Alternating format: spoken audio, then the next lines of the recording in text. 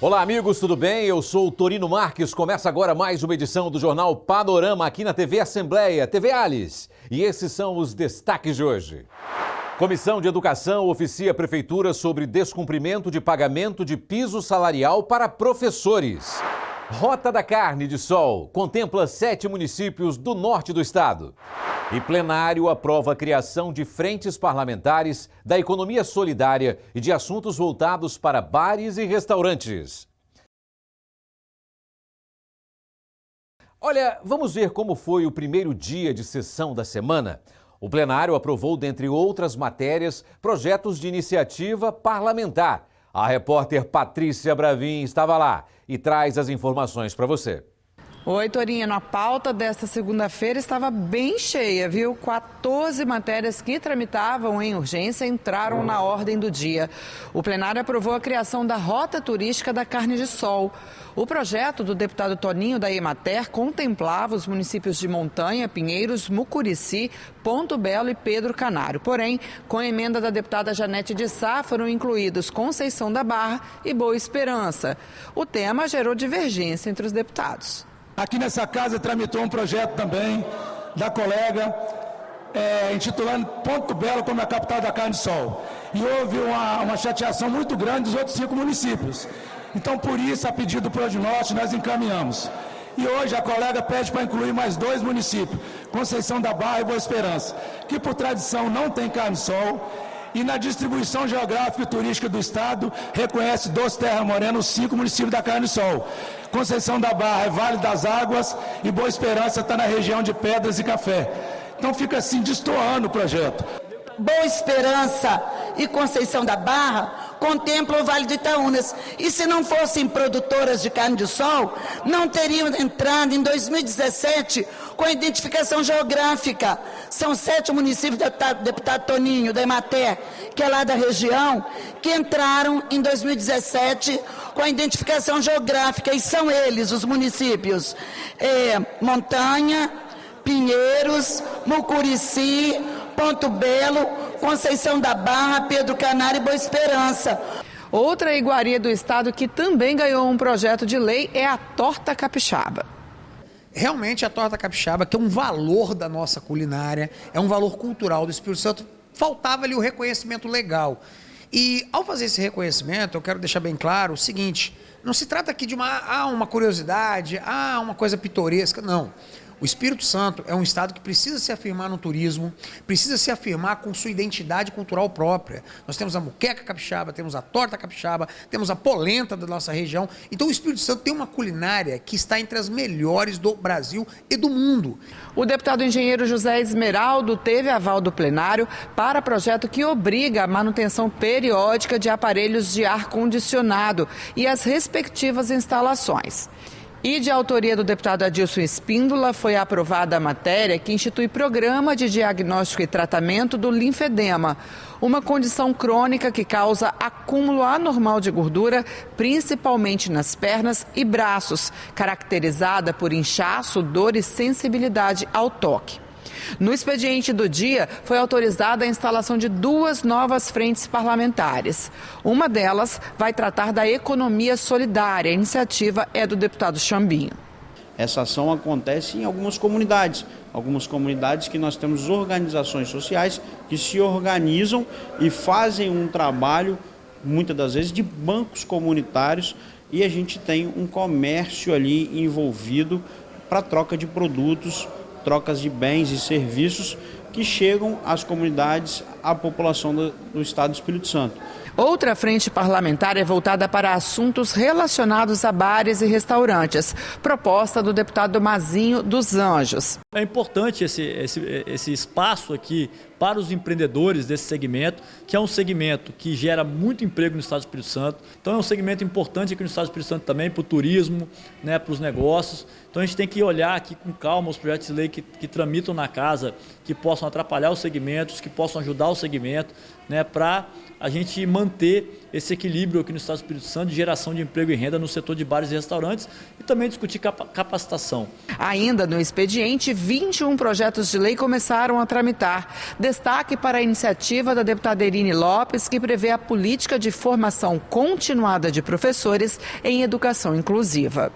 A importância dessa medida é capacitar permanentemente os trabalhadores da educação, os educadores, para que eles tenham melhor condições de acompanhar o aluno que é portador de deficiência, certo? Então, assim, ele estando preparado, ele vai, obviamente, ter mais facilidade para ultrapassar todas as barreiras, sejam elas físicas, sejam elas de natureza psicológica, que faz com que o aluno que precisa desse tratamento diferenciado, ele não se afaste da escola. Esses foram os destaques de hoje. Voltamos ao estúdio com você, Toriano. Obrigado, Patrícia Bravin. Vamos dar um giro agora pelas comissões, começando pela de infraestrutura. A Coinfra fez uma visita técnica às obras de construção do Hospital Estadual Geral de Cariacica. Quem estava por lá é o repórter Eduardo Dias. Conta pra gente aí como foi, Dudu. O presidente da Comissão de Infraestrutura, deputado Alexandre Chambinho, realizou a visita técnica acompanhado de engenheiros responsáveis pela edificação. O Hospital Geral Estadual de Cariacica fica no bairro Campo Belo, às margens da rodovia Leste-Oeste. A unidade hospitalar terá 408 leitos e quase 40 mil metros quadrados distribuídos em 6 blocos. A obra tem 9 andares, é bastante complexa, ela tem diversas inovações que você não vê em hospital público normalmente. O prédio é todo automatizado, tem controle de acesso, todo automatizado, então tem várias automações que fazem a diferença. O novo hospital terá atendimentos como maternidade de alto risco, neurologia, cardiologia, cirurgia geral e cirurgias de cabeça e pescoço. A previsão é de que mais de 8 mil atendimentos sejam realizados todo mês só no pronto-socorro e 120 mil atendimentos na UTI adulto, UTI neonatal, maternidade e clínicas médicas e cirúrgicas. Uma representante do Departamento de Edificações e de Rodovias do Espírito Santo também participou da vistoria e falou sobre o andamento das obras. Hoje a gente tem dentro do contrato a expectativa da empresa atuando dentro do cronograma esperado, né, inicialmente contratado, planejado. Mas aí em função de algumas alterações solicitadas inclusive por norma, por força de norma, que é o caso da climatização, que tem um impacto grande hoje dentro do contrato, a gente tem uma expectativa que seja prorrogado, né? O deputado Alexandre Chambinho falou sobre a importância do novo hospital e reforçou o papel da comissão na vistoria de obras públicas. Vistoria importante da Comissão de Infraestrutura nessa grande obra, nesse grande hospital que vai ser o Hospital Geral de Cariacica, para atender a população de Cariacica, a população da Grande Vitória do Estado do Espírito Santo. Uma vistoria importante, onde a gente vê o andamento da obra, que agora realmente a gente vê o deslanchar dessa obra, mas a gente já tem uma noção de como vai ficar o novo hospital, o Hospital Geral de Cariacica. O gás natural canalizado está presente em 14 dos 78 municípios capixabas. A Comissão de Finanças recebeu o presidente da ES Gás, que trouxe este e outros dados sobre o consumo no estado. Veja aí. Em 2024, foi evitada a emissão de 600 mil toneladas de dióxido de carbono, CO2, com o uso do gás natural no Espírito Santo. O CO2 é um dos principais gases de efeito estufa, que levam ao aquecimento global. O número foi um dos dados apresentados pelo presidente da ES Gás, Fábio Bertolo, à Comissão de Finanças da ALIS. A empresa, ligada ao grupo Energisa, é a concessionária responsável pela distribuição do gás natural canalizado no estado e atende atualmente 14 municípios capixabas. Bertolo falou sobre os dados desde meados de 2023. Nesse período que nós estivemos aqui, a gente já investiu 126 milhões de reais em uma série de programas. Esses 126 milhões de reais é equivalente a 4 anos de antes da privatização. Destes 126 milhões, a gente trouxe aproximadamente 100 quilômetros de rede, um crescimento de 25% na rede de distribuição de gás natural aqui no estado do Espírito Santo. 11.700 clientes conectados, novos clientes. 1/3 do gás que a S Gás compra já é de produtor independente e nós poupamos nesse período aproximadamente 600 mil toneladas de gás de emissão de efeito estufa. Além disso, a gente aumentou nosso número de horas trabalhadas em 5 vezes. E o nosso número de profissionais diretos trabalhando comigo, ele aumentou 10 vezes. Nós saímos de 17 funcionários para 170. Para os próximos 5 anos, a expectativa é de grande expansão dos serviços, segundo o presidente. A gente pretende investir R$1 bilhão consolidados em 3 grandes programas, né? Num programa de interiorização, levando gás para 5 novos municípios, conectando plantas de biometano e criando os corredores sustentáveis.